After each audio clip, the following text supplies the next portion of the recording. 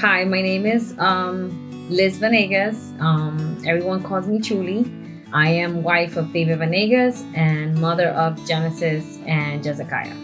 My story in obeying God has been quite radical. When Jezkiah was born, I was working at a construction project for the Gatos Bridge, and I was pregnant through the whole project. And then, of course, I had to have a baby.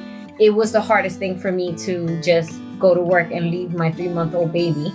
While I was at work, it was so hard because I could feel, the motherly, when he was hungry, in my mind, I'm like, this is what I do. Like, I've worked all my life. I'm not a stay-at-home type of mom, but this urge was just stronger and stronger and stronger and stronger.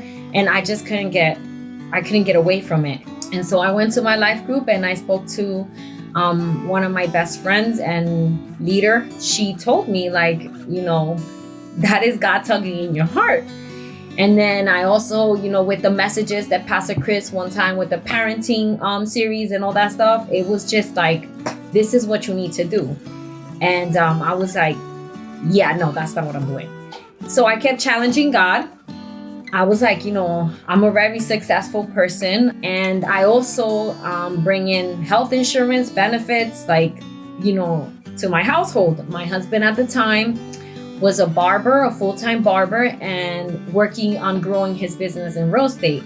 And I was like, yeah, that's not going to happen, God. This can't be you. And if it's you, I'm not ready for it. And that's what I kept saying.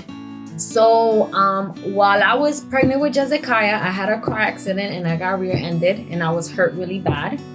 But I didn't know because I was pregnant and they couldn't do any x-rays. They couldn't do none of that stuff. Then when Jezkiah was like a year and a half, I got another car accident and I also got rear-ended. And this time it worsened all the injuries that I didn't know that I already had. Plus it gave me new injuries. And my pain doctor told me, you need to have a procedure done. And that procedure is going to take 6 to 12 weeks for you to heal. And I'm like, oh, so, I just go to work. And he's like, you can't go to work. You literally have to be sitting down in bed. I was 12 weeks off from work. During that time, my bills were paid and David was covering everything. Again, is never doubting that my husband would take care of me or he would leave me.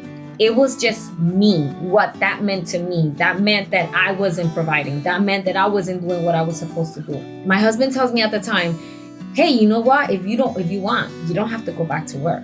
I know that that's something that, you and God are dealing with, but we're fine. You don't have to go to work. And I'm like, wait, hold on a minute. So you are actually working on becoming a full-time realtor while you're being a full-time barber, trying to drift yourself from that. And you're telling me to go and leave my job where we have benefits, we have for sure, pay, everything. And he was like, yeah, because we trust in God. I was like, yeah, this dude crazy. I ain't talking to him right now. I sure went back to work. Each ride to work was painful because I had to sit for 45 minutes to an hour one way. And so that's when I started saying, you know what, honey, when the project is done, then I'll do a leave of absence and I'll stay home. We decided to do our 10-year anniversary. Pastor Chris was talking about how our marriage is the way it is, not because we're lucky, but because we obey God.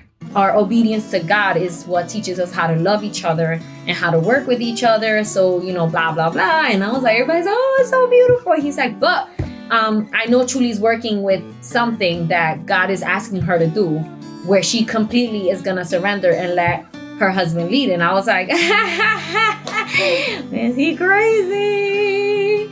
And everybody was laughing and I was laughing. But deep inside, I was like, dude, what is this guy talking about? I have to wait till the project is over. But that did something to me. That word that he gave me did something to me where it was like, are you really obeying God? Are you really gonna do this? Are you really gonna trust him? Do you trust him? And so I went to God and I was like, God, I don't know what's gonna happen. And he took me to the Bible with the story of Abraham, where he told Abraham, like, leave everything and just go, and I'll let you know where you're gonna go. Abraham didn't know where he was going. He just told his wife, hey, yeah, let's go. And I said to myself, if David tells me, hey, we're moving, and I'm like, where? And he's like, we don't know yet. God is gonna tell me. I will be like, what? I'm setting up my house. I'm doing all this stuff. And, now you're telling me let's move. But that's what literally God was telling us. Like, I need you to let go and just follow me and let me lead you. I said, fine. So I spoke to David and I said, you know what? The project is supposed to be done October of 2018. So once that project is done, I'm going to give my leave of absence. Of course, never am I going to leave my job, because you never know, right? But so they gave me a raise and I'm like, what's going on? I thought the project is done in October. They're like, oh no, we're extending it all the way to December. And I'm like, okay, God, it's like, I have to do this. So October 2018, I wrote an email to my bosses and I told them that I was unfortunately not going to be able to finish the project to December. It was the scariest thing ever, because I knew that my husband and my kids were not going to have health insurance. I didn't know where the health insurance was going to come from. I just didn't know where anything was going to come from. I just knew that he tells me to trust him. So as I took my leave of absence, it was like God had already ordained everything he wanted me to do. He wanted me to start, working with certain things, become a ministry leader, start getting closer to certain women. It was like he kept me busy. And he started coaching me to become a life group leader. And it was just, okay. I guess God just wants me to work in his kingdom. So as God was breaking me, one of the things he had to break was the I. Like, I went to school, I worked, I made money, I, everything was I instead of God. Instead of God helped me do this, or God did this for me. Everything was that I, that ego, that I get my significance, I get whoever I am, I get it from what I've done.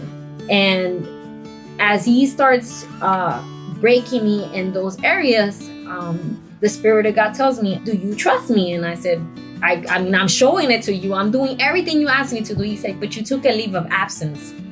You never left your job. I need you to let everything go and trust me. So I finally got the courage and I gave my 2 weeks notice. Wednesday this week, my heart was broke, like sad, and I felt like failure. And I'm like, Lord, I failed in everything that I try to do. Well, 12 years ago, I used to do makeup, and then Genesis was born and I had to stop doing makeup. I chose to pour into my daughter's life. I started a photography business not too long ago, and again, I love it. I'm so good at it. I get so many compliments in my pictures and this and that. You're so creative, you're this. But when it's time for me to take care of my clients, I have my kids, I have my husband. So am I gonna take out that time that is for them to do photography? Again, I failed in another area.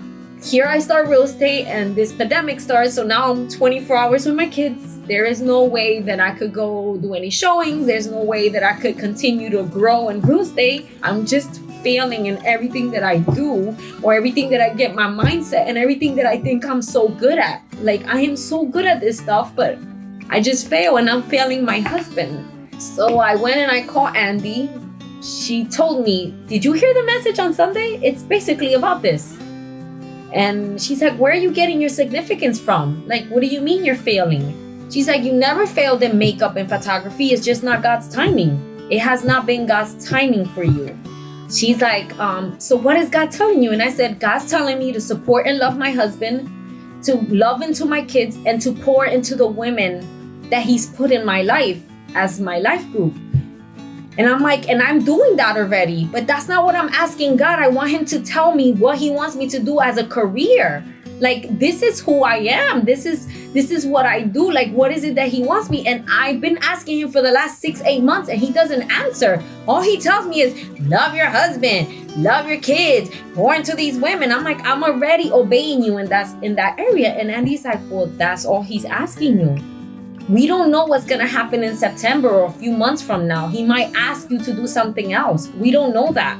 But right now, he's asking you to make memories, to impact the life of your kids, to support your husband while he's working at home, to make sure that your husband has a peaceful place to be, to make sure that you're taking care of your home, to make sure that you're in his word so that you could pour into these women's lives.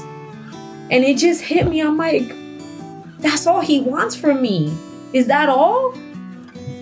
And she's like, yeah. Like I said, I felt like failure when I was going over this story. But when God asks you to obey and to do these things, there is no failure. There's his glory, and his glory never fails. So that's my story.